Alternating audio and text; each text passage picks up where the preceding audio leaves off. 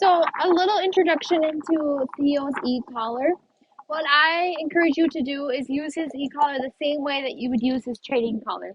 So, when you would normally be giving him a correctional bop if he's not healing correctly, this is where you would incorporate using the e-collar. So he starts to understand that that page or the vibrate that you give him is the same as what you're doing with the training collar. So the same way that if I told Theo to sit and he didn't sit, I would give him that correctional bop and say sit again. And instead of giving him the correctional bop, I say sit again and give him the correction with the e-collar. So the difference is you're just training basically yourself how to use both collars. And typically you wouldn't have them on simultaneously, but in the beginning, I kind of like to encourage you to use them at the same time for even the first few minutes so that you realize when would I give them a bop is when you would give the e-collar page. And again, it's just a page, so you're just vibrating the base of his neck, and that just grabs his attention while he hears the command. If he chooses to still not listen, that's when I give him the correction with a shock.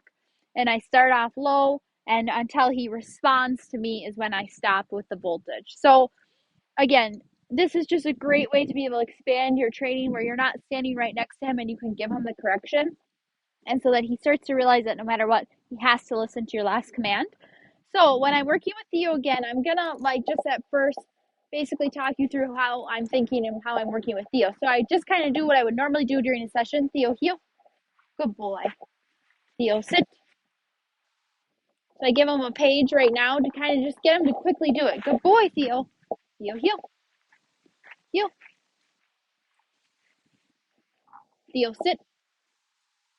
Good boy. Theo, stay. Stay. Stay. And again, I'm just focusing on one command at a time. Theo, stay. Theo, come. Good boy. Good boy. Come. All the way. I want him to learn to come all the way and sit directly in front of me. Good boy, Theo. Sit. Very good. Yes. And it's so important to remember to give him that really loud praise so that he's understanding when you love what he's doing and he seeks that out from you. Theo, sit. Very good boy. A lot of times when he sits, I'm really encouraging him to look up at me.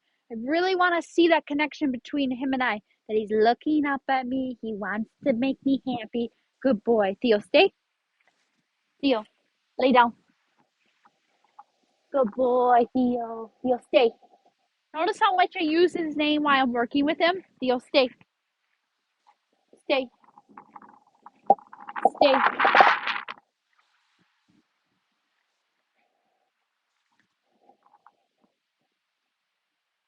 Theo, come. Good boy. Yes. Theo, sit.